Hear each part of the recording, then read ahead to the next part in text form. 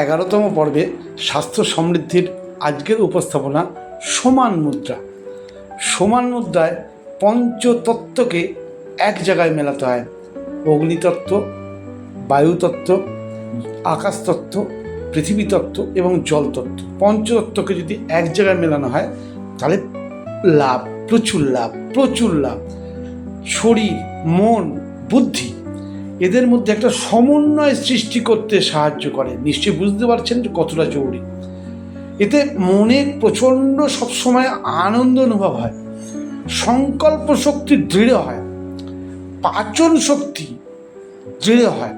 আমার তো মনে হয় সুস্থ থাকতে গেলে পাচন শক্তি, সংকল্প শক্তি আর প্রফুল্লতা, এই তিনটে থাকলে সব অটোমেটিক আসবে।